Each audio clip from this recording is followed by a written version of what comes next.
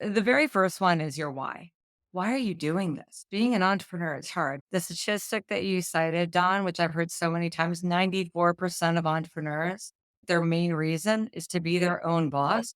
Ooh, that one makes you cringe because you're not your own boss. They have to really quickly go to the next level questions of, okay, as my own boss, what is it that I want to do? Why do I want to do this path? Because it is hard. You are listening to the Business Leadership Podcast with Edwin Frondozo. Good morning, good afternoon, and good evening, biz leaders. Welcome back to another episode of our special mini series, the Growth Unlock Podcast. In collaboration with RBC, I'm your host, Edwin Frondozo, and I'm joined by my co host, Don Ludlow from RBC, as we dive into part two of building the blueprint, navigating the initial challenges for sustainable business success. We continue to unfold the crucial early steps for entrepreneurs eyeing long term success. Our esteemed guests, Shane Murphy from OWNR and Karen Greve Young from Futurpreneur, bring their seasoned insights to the table once again. In this episode, we delve deeper into the intricacies of crafting a solid business plan, the financial contemplations imperative for business growth, and the indispensable role of mentorship. Whether you're kickstarting or advancing your entrepreneurial journey, proudly presented by RBC, let's dive into the Growth Unlock podcast. Here we go. Karen, I've met a lot of entrepreneurs and business owners over the years who truly love what they do. So much satisfaction, and I love the way you've laid it out with passion and all the different dimensions to that. But it is still a really big step. I think it does take a lot of reflection and consideration and getting advice from others. What do you think are the really important questions that aspiring entrepreneurs should ask themselves before taking the plunge? Oh, there are so many. And I wish I could phone a friend and dial one of our entrepreneurs in residence in for this part of it, but I'll do my best. I think the very first one is your why. Why are you doing this? Being an entrepreneur is hard. Why are you doing it? And I have to say, the statistic that you cited, Don, which I've heard so many times, 94% of entrepreneurs, their starting point, their main reason is to be their own boss. Ooh, that one makes you cringe because you're not your own boss. You're working with your suppliers, your customers, your clients. I mean, you're your own boss in some ways, but one of the biggest ways is that you're not just getting a paycheck for showing up at work, honestly. So I think if someone's primary driver is to be their own boss, they have to really quickly go to the next level questions of, okay, as my own boss, what is it that I want to do? Why do I want to do this path? Because it is hard. You're not going to get paid unless you're delivering a product that people want. And so the passion has to be in whatever that product is. And I love the conversation about side hustle versus full time. Ask that question. Do I want my passion project to become my day job? Or actually, do I want my passion project to stay my passion project and I'll have my day job, but then my business will be a side hustle and that'll be where it fits. And so thinking about how you want your business to fit into your life. What does success look like for you? Are you going into a business because you want to become a multimillionaire? Okay, think hard about what business makes that happen. And by the way, it's not automatic. You don't just wish for it and it comes. Or do you want to create a livelihood at a different level, like at a lower, more modest level that is achievable from day one? Maybe from day one, you start selling right away. And that goes to one of the places where we really challenge entrepreneurs to think up front, what kind of money do they need to get started? So one of the questions that entrepreneurs need to ask is, do I need money that I don't currently have? The answer is often yes. If yes, do I want equity financing or do I want a loan? The great thing about equity is that you don't have to pay it back, but you're giving part of your company away. Whereas with a loan, which is the way that Futurpreneur finances businesses, you keep full ownership of your company. You're not diluting revenues, but you need to start paying that loan back right away. So did the kind of business that you're trying to launch really speaks to the kind of financing that you need the kinds of regulations that you have to make sure you're meeting, and what is required for the business. And that's where I think there's just so much value in, even if you're a sole proprietor, if you're a solopreneur, not doing it alone. Talk to a business advisor. Find someone who will ask you questions and challenge you on, is this really a side hustle? Can you do it part time? Or is this really full time? Can it pay you what you need to be paid? Are your assumptions good? That kind of thing. But I think the biggest myth is that being an entrepreneur is easier than reporting to a boss. I'm looking at Shane as I say this, because I think that most entrepreneurs would agree that it's a different. There's something beautiful about being your own boss and being in charge of your business and seeing your business thrive. But it's not an easy path.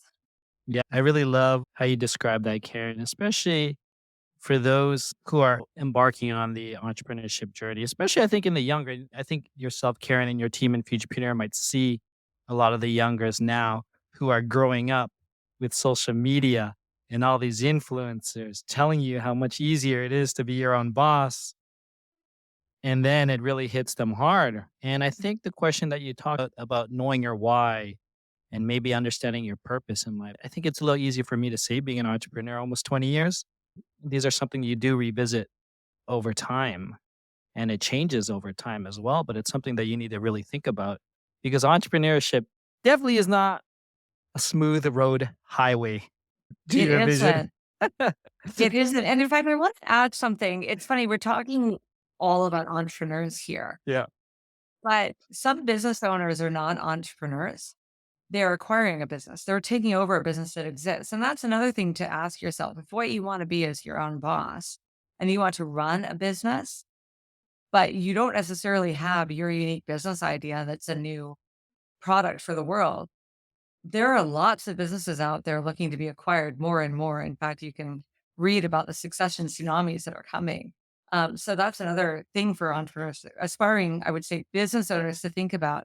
Am I cut out to be an entrepreneur? Do I have a business I want to build from scratch? Or do I want to take someone else's business that I see potential in and take it to the next level and make it my own? Don, for those small business owners that are learning things and maybe are going past day one and they're understanding or wanting or aspire or have the intentions to grow and scale their business, you know, what do they need to be aware of now?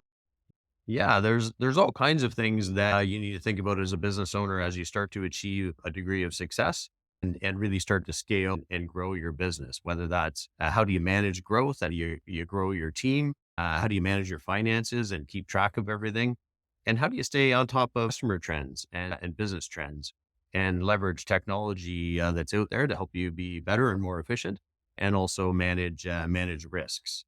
Fortunately, in addition to owner and futurepreneur, RBC through a bunch of different partnerships offers a bunch of different solutions that can help with these types of challenges and opportunities.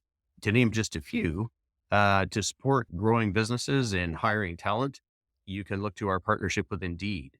And if you haven't heard of Indeed, it's helps small business clients hire really great people by connecting them to millions of Canadian job seekers out there and is one of the leading ones in the market. And when RBC clients create an account with Indeed, they receive a $300 credit for a sponsored job posting right out of the gates, which is a great way to get started in growing your team with talented people. And to help manage risks in a increasingly digital world, we have Cobalt IO on the cybersecurity front. And Cobalt's a leading cybersecurity company that helps small and medium-sized businesses access cybersecurity expertise and solutions and protect their businesses and customers against all the different threats that are out there.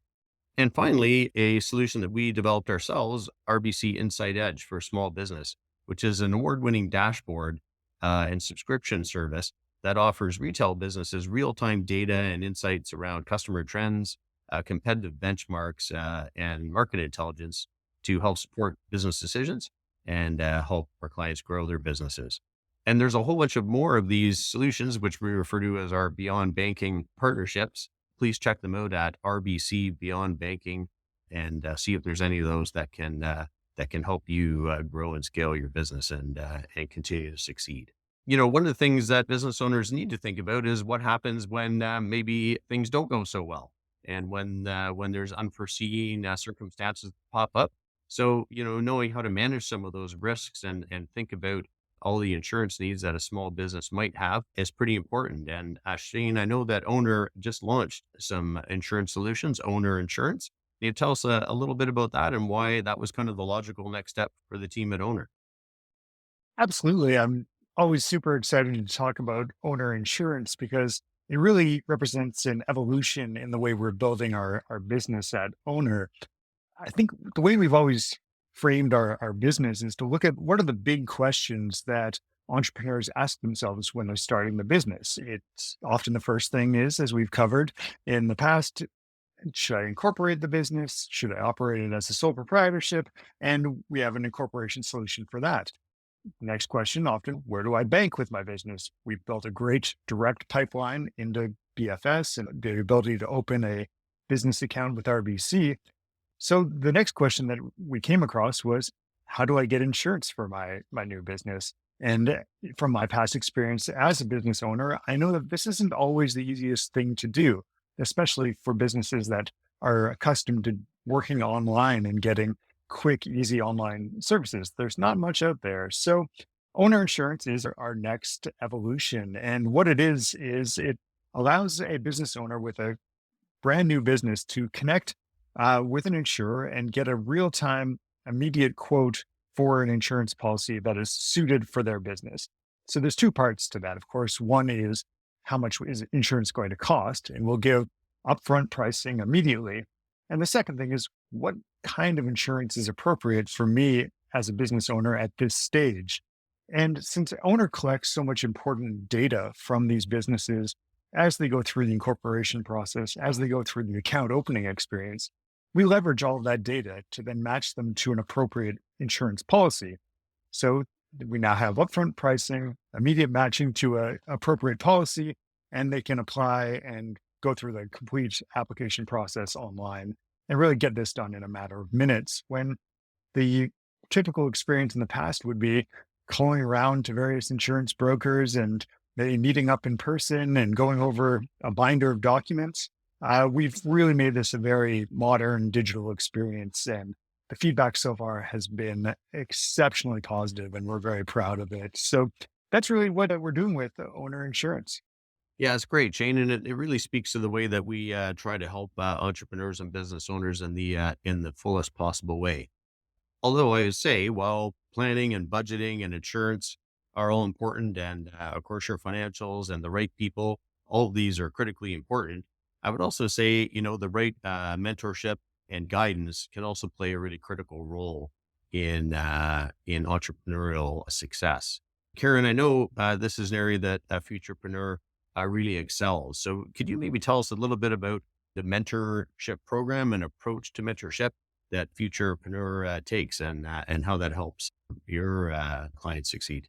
Absolutely. And the way that we see it, our financing program and our mentorship program are inextricably linked. We will not give an entrepreneur a loan without making sure that they have mentorship supporting them on the first couple of years of their entrepreneurial journey.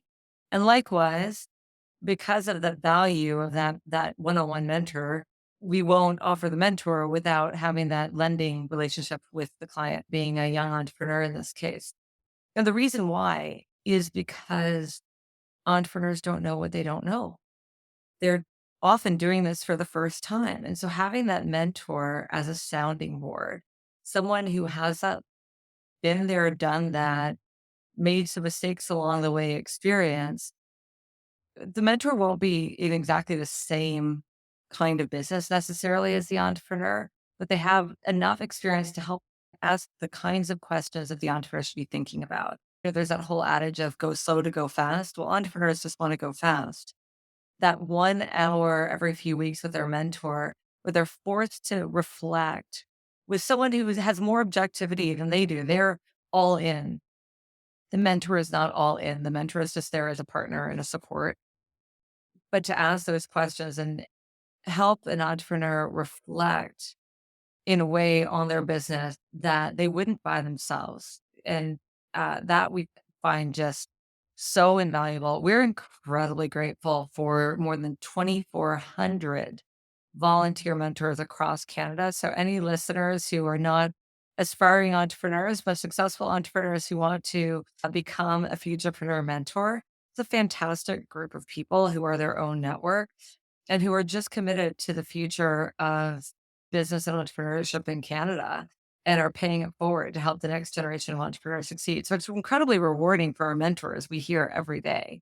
But honestly, for our entrepreneurs, it helps them not be in it alone. It helps them make some of those mistakes verbally in conversation before having actually implemented a strategy that isn't going to work for them.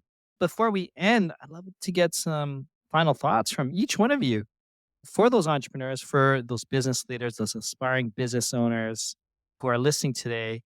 Sure. I'll just give a quick shout out to OWNR's website, which has all kinds of resources for entrepreneurs, not just for getting incorporated or getting insurance or anything like that. We are always putting out content and guides for helpful tips where we survey tons of entrepreneurs across the country to get wisdom that we can share. So please check out owner.co. So it's OWNR.co. And you can check out our blog from there, which is a great tool for entrepreneurs. So I think that would be one place that I would say go to check that out as you're starting out on this journey. I'll jump in and I'll say planning up front really matters. And so I'm going to make another pitch for the RBC Rock My Business series that Futurepreneur runs. That Rock My Business idea, Rock My Business plan, that help developing your business plan, Rock My Business cash flow is such good time spent to get you ready. But here's the extra thing.